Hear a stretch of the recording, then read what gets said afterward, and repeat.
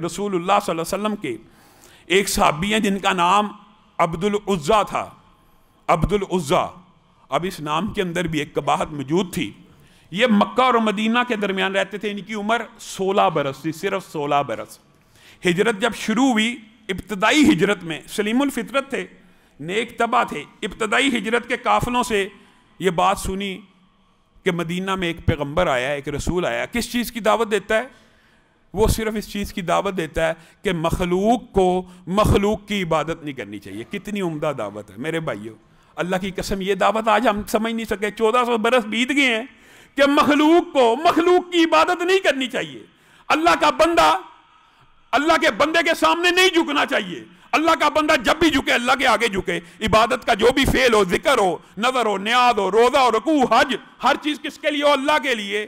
کتنی سیدھی صاف سچی بات ہے کہ مخلوق کو مخلوق کی عبادت سے نکال دیا جائے، خالق کی عبادت کی طرف لے آیا جائے۔ اچھا، اس دعوت کو تو میں قبول کرتا ہوں۔ 16 سال کا بچہ کہہ رہا ہے اس دعوت کو تو میں قبول، اور کیا کہتے ہیں؟ اور ان کا دعویٰ یہ ہے کہ وہ اللہ کے رسول ہیں۔ اگر تو ان کی اس بات کو مان لے گا تو اسلام میں داخل ہو جائے گا۔ کہا پھر میں اسلام میں داخل ہوتا ہوں۔ پہلے ہی قافلہ آیا ہے، اسی وقت اسلام میں داخل ہوئے۔ اب اصل بات یہ ہے کہ ان کا ایک چچا تھا جو اس سے بہت محبت کیا کرتا تھا، عبدالعزیٰ سے، سارے کپڑے، رہائش، پرورش، تو یہ بھی اپنے چچا سے بڑی محبت کیا کرتے تھے۔ انہوں نے اپنے اسلام کو چھپایا کیونکہ ان کا چچا اسلام کا بہت بڑا دشمن تھا، لیکن ان کے اندر خواہش تھی قرآن سیکھنے کی۔ جو بھی قافلہ آتا انتظار کرتے، قافلہ گزرے گا، اس کو کہتے کیا آیتیں نازل ہوئی ہیں۔ جو آیتیں نازل ہوتی یاد کرتے جاتے، یاد کرتے جاتے۔ یہ بہت بڑے حافظ تھے، بہت بڑے، یہاں تک کہ 3-4 سال وقت گزر گیا ہجرت کا، تو ان کو لوگوں نے کہا، ہجرت کرنے والوں نے، کہ آپ کے بارے میں ہم سنتے ہیں کہ آپ رستے میں، آپ کیوں نہیں ہجرت کر دیتے؟ کہا میں اس لیے نہیں کرتا، میں چاہتا ہوں میں اپنے چچا کو ہاتھ سے پکڑ کے رسول اللہ کی بارگاہ میں لے جاؤں، وہ بھی اسلام قبول کریں، میں بھی اسلام کا اعلان کروں۔ پھر ایک دن آ گیا، آپ کو پتہ ہے پھر صبر کا، ایمان کا بھی ایک پیمانہ ہوتا ہے، لبریز ہو گیا۔ یہ صحراؤں میں جا کے نمازیں تب بھی پڑھا کرتے تھے چچا سے چھپ چھپا کے۔ ایک دن چچا کو کہنے لگا، چچا میں آپ کو اسلام کی دعوت دیتا، اسلام قبول کر لیا تو نے؟ ہاں میں نے اسلام قبول کر، میری اجازت کے بغیر، میرے سے پوچھے بغیر میں نے تجھے پالا پوسا، پرورش کی، کپڑے دیے، ہر چیز، ہر نعمت دی۔ آج تو کہتا ہے تو اسلام کو قبول کرتا ہے اور مدینہ کی طرف ہجرت کرنا چاہتا ہے۔ نہیں چچا، میں آپ کو ساتھ لے کے جانا چاہتا ہوں۔ خبردار، تو گیا، اگر تو جانا چاہتا ہے تجھے ہر نعمت چھوڑنی پڑے گی۔ کہا اب اللہ کے رسول کا دیدار کیے بغیر نہیں رہ سکتا، ان کے اخلاق کی جو دھومیں سنی ہیں، اب دل نہیں چاہتا۔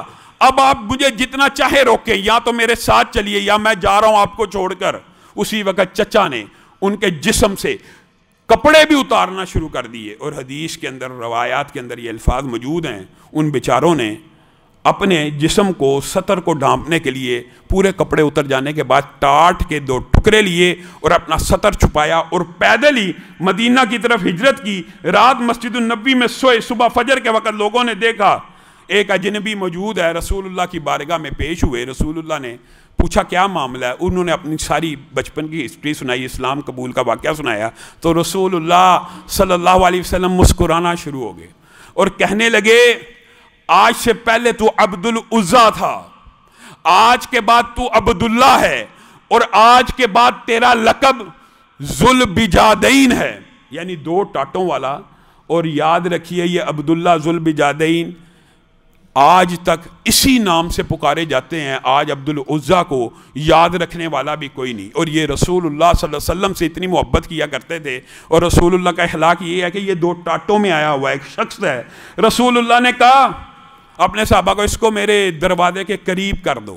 تو وہ رسول اللہ کے چند صحابہ ایسے بھی ہیں، دیکھیں عبداللہ ذوالبجادین اتنے بڑے صحابی ہیں، لیکن ہمیں ان کی سیرت کا علم ہی نہیں، ان کے ناموں کا پتہ ہی نہیں۔ یہ رسول اللہ کے ساری زندگی پھر دربان رہے ہیں بعد میں، اور چونکہ یہ قرآن سے بڑی محبت کیا کرتے تھے، یہ اونچی اونچی آواز میں نہ قرآن پڑھنا شروع ہو جاتا ہے دربار، یعنی آپ کے گھر کے دروازے کے باہر۔ آپ کو پتہ ہے رسول اللہ کا گھر بھی مسجد النبوی کے اندر تھا، تو اونچی اونچی قرآن پڑھا کرتے تھے۔ تو حضرت عمر نا ان کو بڑی سختی سے دیکھا کرتے تھے۔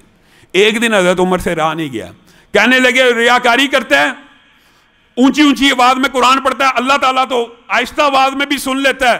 رسول اللہ صلی اللہ علیہ وسلم دوڑتے ہوئے باہر ہے، خبردار عمر، اس کو کچھ مت کہنا، اس سے اللہ بھی محبت کرتا ہے، اس سے تیرے رسول پیغمبر بھی محبت کرتے ہیں۔ بتائیے ایک عام نوجوان کس کنبے اور قبیلے کا ہے؟ رسول اللہ کہتے ہیں چھوڑ دے، یہ تو اللہ کا ذکر کرنے والا ہے، یہ ریاکاری کرنے والا نہیں ہو سکتا۔ اور یہ پھر رسول اللہ کے ساتھ رہے، جہاد کی آیتیں سیکھتے رہے۔ غزوہ تبوک آ گیا، بات کو مختصر کرتا ہوں۔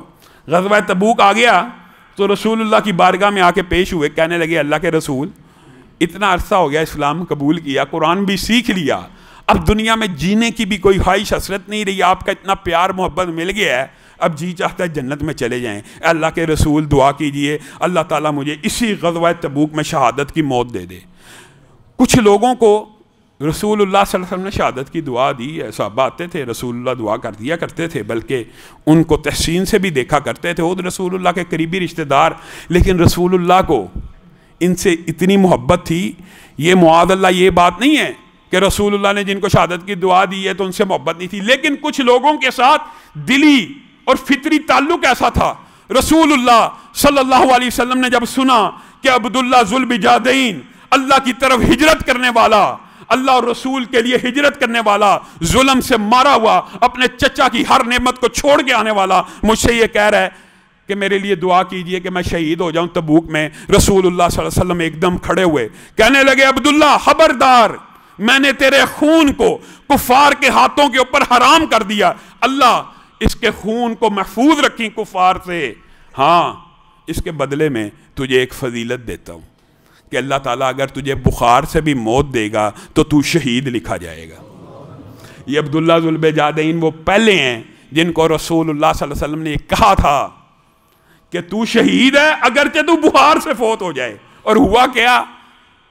اللہ تعالیٰ کو بھی اس صحابی کی یہ خواہش اتنی پسند آئی، اسی غزوہ تبوک میں بخار ہو گیا، اسی غزوے میں جس میں شہادت مانگتے تھے اسی میں بخار ہو گیا، اور اسی بخار سے وہ فوت ہوئے تو رسول اللہ صلی اللہ علیہ وسلم مسکرانا شروع ہو گئے، اور رسول اللہ صلی اللہ علیہ وسلم نے حضرت ابو بکر کو بلایا۔ یہ بڑی عظمت کی بات ہے کسی صحابی کے لیے۔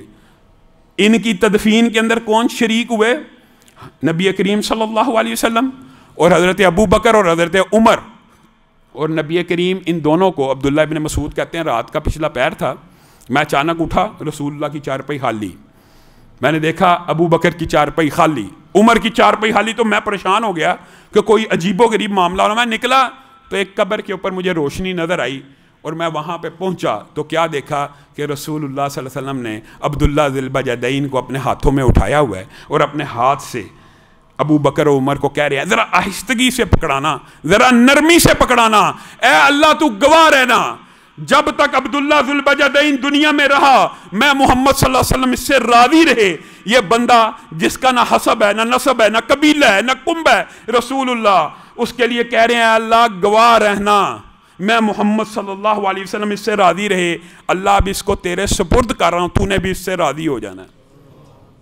حضرت عبداللہ ابن مسعود کہتے ہیں رسول اللہ نے پھر یہاں تک بس نہیں کیا، ان کو قبر میں لٹایا اور اس کے لیے ایسی عمدہ دعا کی، ایسی عمدہ دعا کی کہ میں عبداللہ ابن مسعود کے دل سے یہ خواہش ظاہر ہوئی کہ کاش یہ قبر میں عبداللہ ابن مسعود کی ہوتی کہ رسول اللہ کس طرح اپنے ایک غریب الدیار صحابی کے لیے رو رو کے دعائیں کر رہے ہیں، کاش یہ قبر میری ہوتی۔ رسول اللہ صلی اللہ علیہ وسلم کا اخلاق، ان کی سیرت، ان کا اپنے صحابہ کے ساتھ یہ تعلق ہے، ہمارا اپنے بھائیوں کے ساتھ یہ تعلق نہیں، ہمارا اپنے کنبے والوں کے ساتھ یہ تعلق نہیں، ہم منہج، ہم مسلک، ہم پیالو ہم نوالا بھی کہہ لیجئے، لیکن ہمارا آپس میں یہ تعلق نہیں۔ کیوں؟ کیونکہ ہمیں سیرت رسول صلی اللہ علیہ وسلم سے آگاہی نہیں ہے۔ اگر یہ آپ نے شعر جو سنا ہوا ہے یہ صرف ہم نے سنا ہوا ہے، عمل نہیں ہے، ہو ہلکا یاراں تو برے شم کی طرح نرم، رزم حق و باطل ہو تو فولاد ہے مومن۔ مومن آپس میں بھائیوں سے بڑھ کے ہوتے ہیں، اصل رشتہ ایمان کا اور اسلام کا ہوتا ہے۔ اگر یہ اخوت قائم ہو جائے، اگر یہ محمدی معاشرہ قائم ہو جائے تو پھر آپ کو کسی سے گھبرانے اور ڈرنے کی ضرورت نہیں ہے۔ اللہ رب العزت جو کہا گیا، جو سنا گیا